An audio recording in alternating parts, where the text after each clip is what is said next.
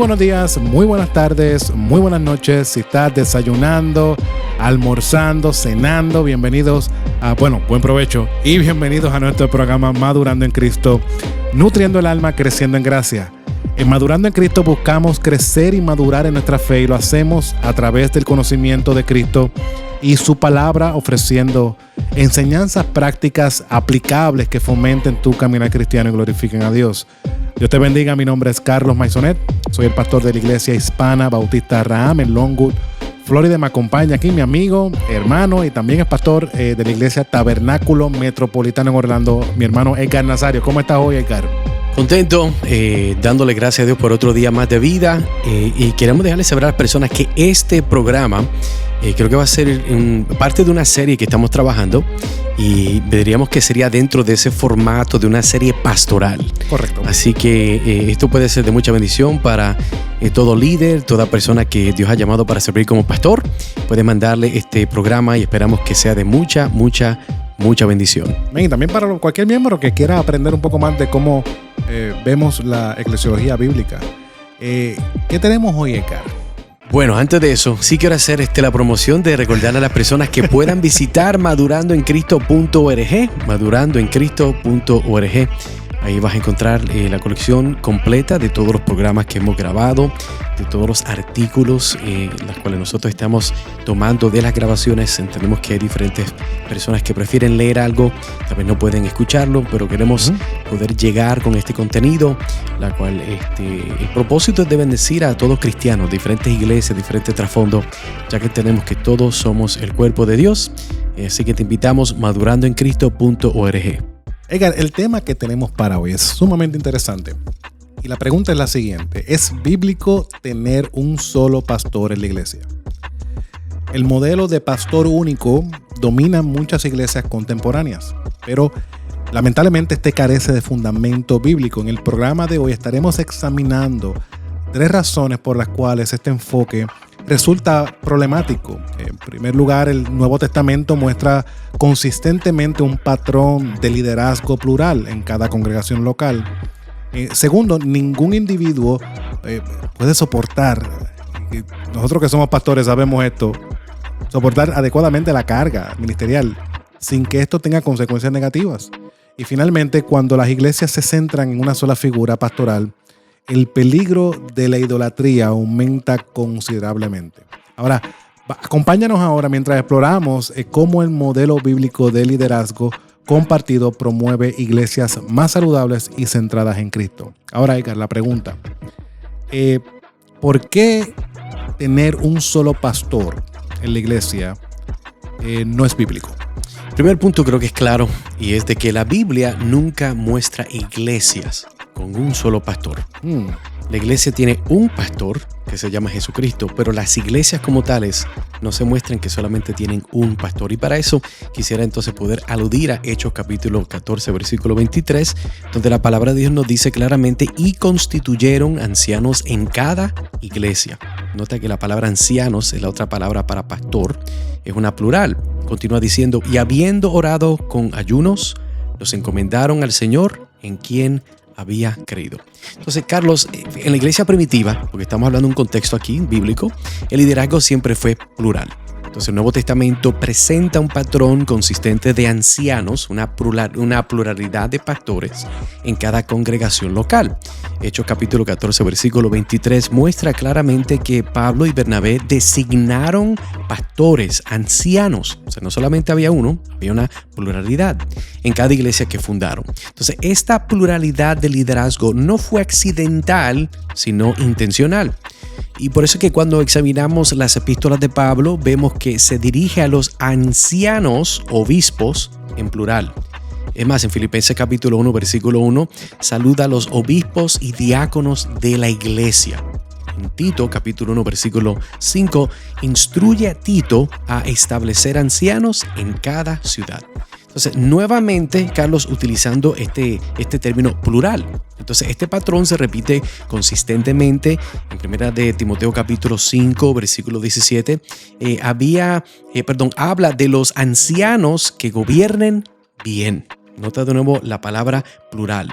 Santiago capítulo 5, versículo 14, instruye a llamar a los ancianos de la iglesia. Entonces, yo diría que el modelo bíblico siempre fue de un equipo de líderes, no de un solo pastor dominante. Incluso en la iglesia de Jerusalén vemos a Santiago trabajando junto con los demás ancianos que vemos en Hechos capítulo 15, versículo 6 al 22, y nunca actuando como una autoridad única.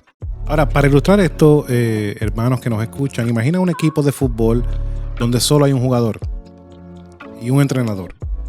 Por muy talentoso que sea ese jugador, va a ser imposible ganar contra un equipo completo. De manera similar, una iglesia liderada por un solo pastor va a carecer de diversidad de dones, va a carecer de diversidad de perspectivas y va a carecer de fortalezas que Dios diseñó para su iglesia. Ahora, ¿cómo podemos aplicar esto? Bueno, debemos de examinar el modelo de liderazgo de nuestra iglesia a la luz de la Escritura.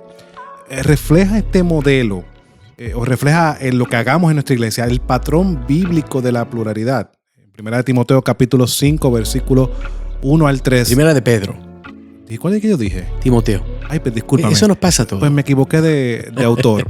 Primera de Pedro, el capítulo 5, versículo 1 al 3. Dice, ruego a los ancianos que están entre vosotros, apacentar la grey de Dios que está entre vosotros, cuidando de ella, no por fuerza, sino voluntariamente, no por ganancia deshonesta, sino con ánimo pronto. En segundo lugar, reconoce que la autoridad eclesiástica está diseñada para ser compartida. La iglesia necesita múltiples voces para evitar el desequilibrio y el abuso. En Proverbios capítulo 11, versículo 14, donde no hay dirección sabia, caerá el pueblo. Nos recuerda un principio muy importante que vemos a través de toda la Biblia. En la multiplicidad de consejeros hay seguridad. Otros dicen, en multiplicidad de consejeros hay sabiduría, ¿correcto?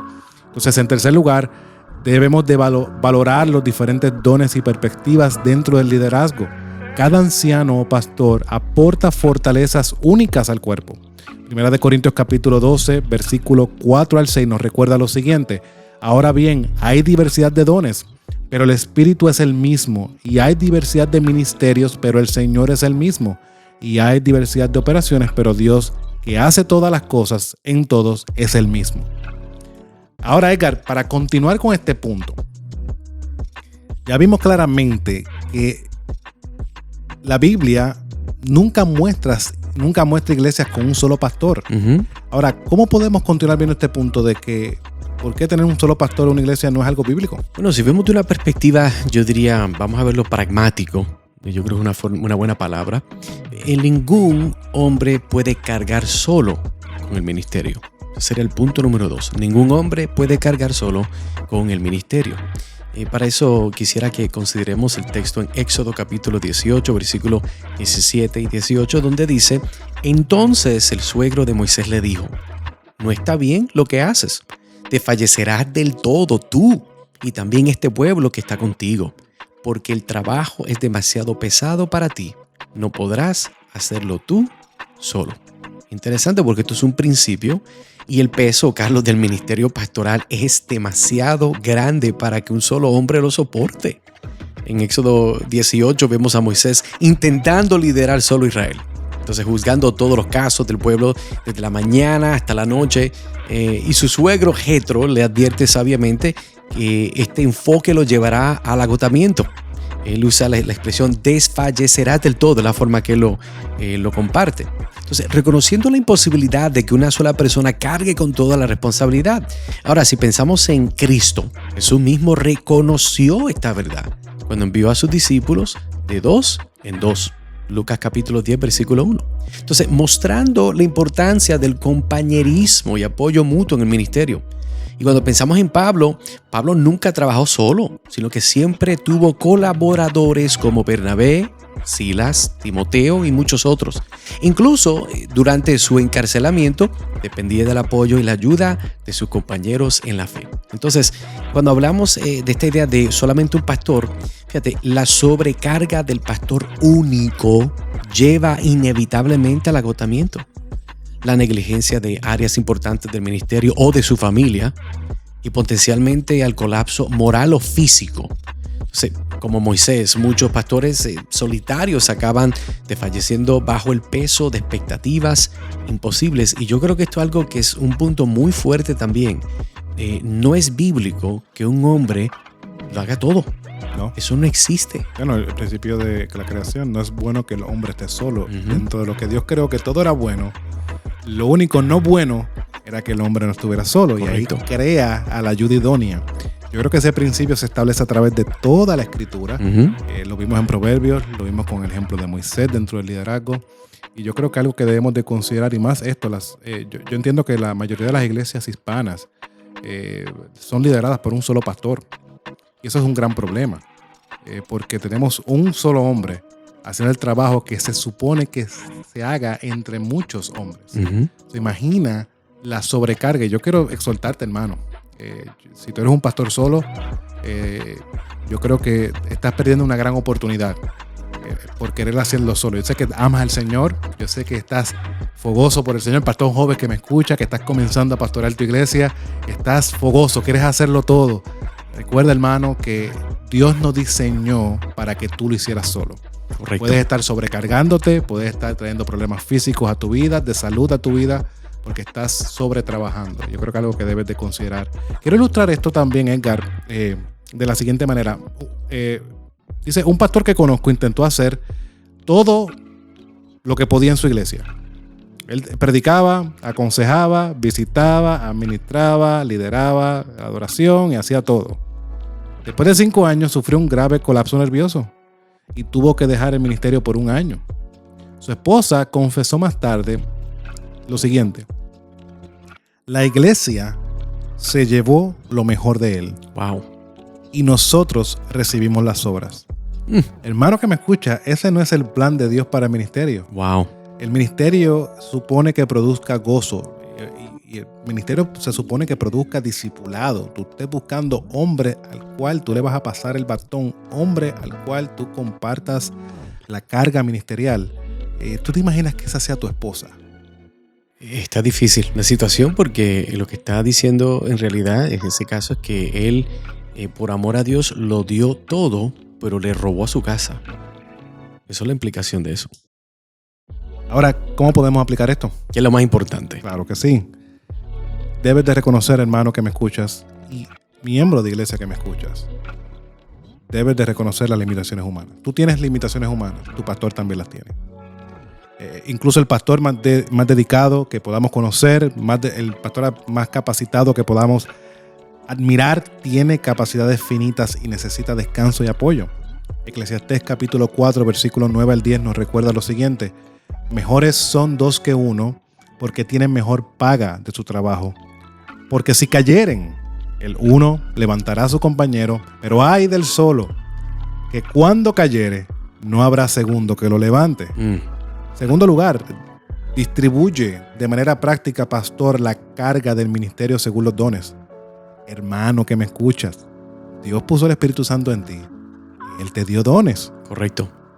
Diferentes personas que Dios ha llamado, si hay una iglesia local, Dios ha llamado por medio de lo que Cristo ha hecho en la cruz. Parte de su victoria, Él ha ganado dones que ha repartido en su pueblo. Y pastor, reconoce los dones que tú veas en otros. Hermano, busca ser ministrado si no conoces algún don en ti, porque Dios ha puesto algo en ti si tú has nacido de nuevo. Todos están equipados para diferentes aspectos del trabajo pastoral y ministerial. Efesios capítulo 4, versículo 11 al 12 nos recuerda este principio que acabo de mencionar.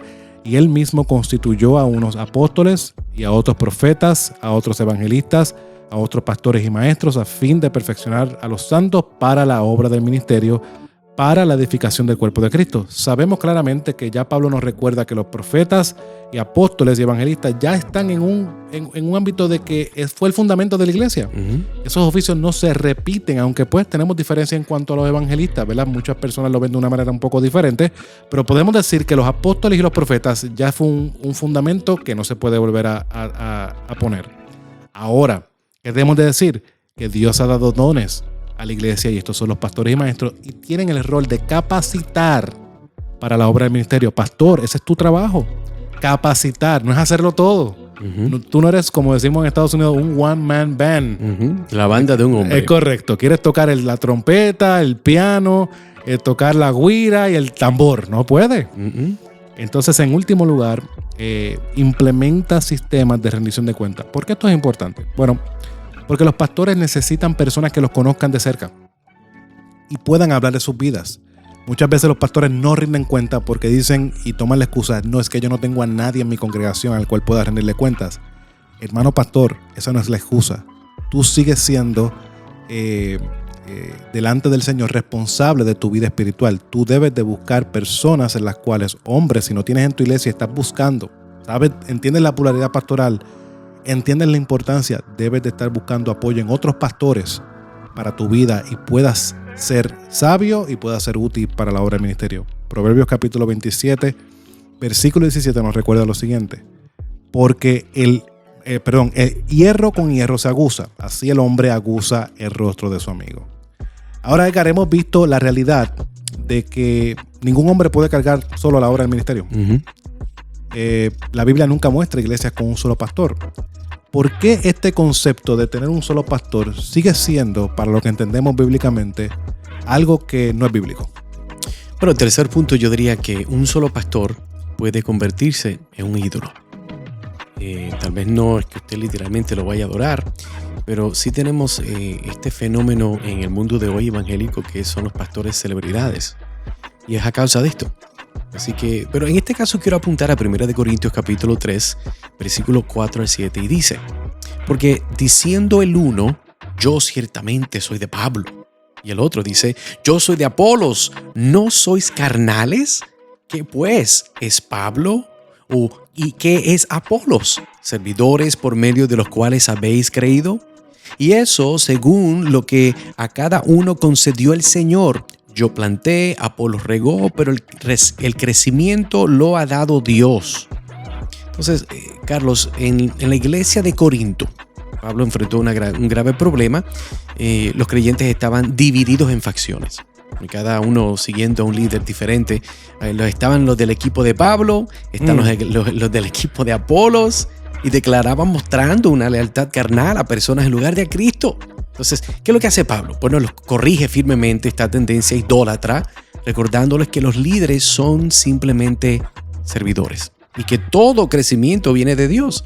Entonces, cuando una iglesia tiene un solo pastor, el riesgo es de idolatría, y esa idolatría puede crecer exponencialmente. ¿Por qué? Bueno, porque la congregación comienza a identificar la iglesia con ese individuo. Por ejemplo, esa es la iglesia del pastor fulano de tal. Entonces, no hay problema porque entendemos que hay un pastor. Sí. Es más, pueden haber varios pastores y puede haber un pastor que es el que predica más a menudo, y nosotros decimos, esa es la iglesia del pastor fulano de tal, pero en realidad no lo es de ese pastor porque son muchos. Pero cuando solamente hay uno, así es como se conoce. Entonces, el pastor se convierte en el centro de atención, la fuente de toda enseñanza, el objeto de admiración excesiva.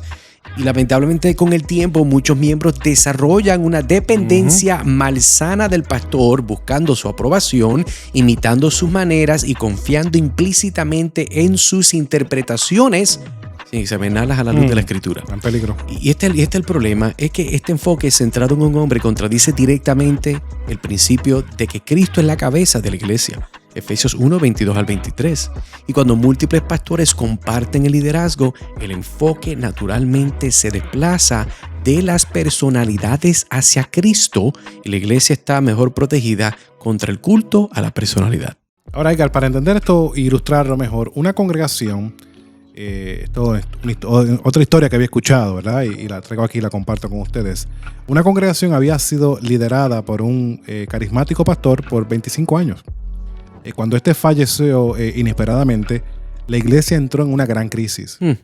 Tanto así que la mitad de los miembros se fueron diciendo, esta ya no es nuestra iglesia.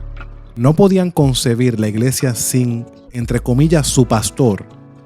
Habían adorado inconsistentemente al mensajero, mira qué interesante esto, en lugar del mensaje, al siervo en lugar del Señor. Wow. Entonces, ¿cómo para evitar esto, que sabemos que no es correcto, Nadie nos gustaría escuchar de aquí a 25 años, si tuviéramos la oportunidad, morimos. Y escuchar lo que pasó con nuestra iglesia. No, la iglesia se rompió. Porque es que como ya Carlos Maisonet no estaba o Edgar Nazario no estaban, para la iglesia no funcionaron más. Entonces, ¿qué podemos hacer para evitar esto? Bueno, mantener a Cristo como el centro de nuestra adoración y lealtad. Colosenses capítulo 1, versículo 18 nos recuerda lo siguiente. Él, refiriéndose a Cristo, es la cabeza del cuerpo, que es la iglesia. El que es el principio, el primogénito de entre los muertos, para que en todo tenga la preeminencia. Esto va por encima de lo que yo pienso de Carlos Maisonet, de Edgar Nazario o cualquier pastor de iglesia local. Él es el buen pastor. Amén. Entonces, ¿cómo otra manera que podemos aplicar? Evaluar constantemente si estamos siguiendo a una persona o a Cristo. Yo creo que parte de aquí, Edgar, podemos recordar el rendimiento de cuentas. El rendimiento de cuentas, nosotros, si hay un pastor solo en una iglesia local que está trabajando y desarrollando líderes, al tú reunirte con otros hermanos y estás evaluándote y estás poniéndote a los pies de un siervo, hermano, te vas a recordar de que tú no eres, como estamos hablando una vez, Edgar, tú no eres el protagonista de la película aquí. No, tú eres jamás. solamente un siervo. Correcto. Que estás llevando el mensaje de tu Señor. Primera de Corintios capítulo 11, versículo 1. Sí, capítulo 11, versículo 1 dice el apóstol Pablo a esta iglesia de Corinto: sean imitadores de mí, así como yo de Cristo. Pablo no pide lealtad a sí mismo. Pablo siempre se sujeta a la realidad de que sí, síganme a mí, pero no como Pablo, como yo sigo a Cristo. En tercer lugar, debemos de fomentar una cultura donde múltiples voces enseñen y lideren. Esto es un gran problema para muchos, porque muchos piensan, si yo no estoy el domingo, la iglesia no corre. Eso no es así. Eso es incorrecto. Desarrolla líderes, pastor. Hermano, estás ahí, tienes dificultad con los caballeros. Sabemos que el liderazgo masculino en estos tiempos es complicado. Tenemos unos grandes retos. Eso no implica que la palabra de Dios falle. Correcto. Pablo le deja saber a Timoteo: instruye a otros hombres esto que yo te estoy instruyendo. Es tu responsabilidad como ser un buen administrador de lo que Cristo te ha dado, el pasar, el discipular. Invierte tiempo, pastor. Algo más que tú debes estar haciendo después de predicar y orar es discipular. Predica la palabra del Señor. Que es parte de la gran comisión. Enseña la palabra del Señor. Ora por tu iglesia, pero también discipula. ¿A quién vas a pasar el batón? Fomenta una cultura donde múltiples voces enseñen y lideren. Primera de Corintios capítulo 14, versículos 26 al 31 nos recuerda, versículos 26 y 31 nos recuerda lo siguiente: cuando os reunís, cada uno de vosotros tiene salmo, tiene doctrina, tiene lengua, tiene revelación, tiene interpretación. Podéis profetizar todos uno por uno, para que todos aprendan y todos sean exhortados. La realidad de que nosotros hacemos lo que hacemos cada domingo, cada día, cada enseñanza, es para que la persona crezca en el carácter y crezca a la imagen de Jesús. En eso implica el liderazgo, hermano. Por eso entonces concluimos diciendo que el modelo bíblico del liderazgo eclesial siempre implica pluralidad. Amén. Nunca un pastor solitario. Esta pluralidad protege tanto al pastor como a la congregación porque distribuye la carga del ministerio según los dones de cada uno y evita la tentación de la idolatría. Entonces, al volver al patrón de las Escrituras, nuestras iglesias pueden experimentar un liderazgo más saludable, sostenible y centrado en Cristo. Te quiero dar 3 conceptos para que te lleves contigo, amigo y amiga que me escucha. Número 1. Saca la libreta y el lápiz ahora. Aquí vamos. Número 1. Examina las Escrituras por ti mismo para entender el modelo bíblico de liderazgo en la iglesia. Número 2. Si perteneces a una iglesia con un solo pastor, ora y busca maneras de apoyar una transición hacia un liderazgo plural. Número 3. Si eres pastor único en este momento, hermano, comienza a identificar y desarrollar a otros líderes que puedan compartir la carga contigo. Uno de los mayores obstáculos para el crecimiento saludable de la iglesia es el modelo no bíblico del pastor superhéroe que intenta hacerlo todo. Porque al volver al patrón bíblico del liderazgo compartido, honramos el diseño de Dios y liberamos a la iglesia para funcionar como el cuerpo de muchos miembros que fue creada para ser. Así que yo creo que estuvo muy interesante este episodio. Y si quieres escuchar el próximo episodio, vamos a hablar de maneras prácticas de cómo puedes comenzar a guiar a tu iglesia a ese cambio, a la pluralidad pastoral. Oh, wow. Wow. Bueno, Carlos, de todas formas, gracias por compartir conmigo. Siempre un placer. Amigo, amiga, gracias por estar atento y escuchar. Esperamos poder compartir contigo el próximo programa aquí en Madurando en Cristo, donde buscamos nutrir el alma y crecer en gracia. Dios te bendiga.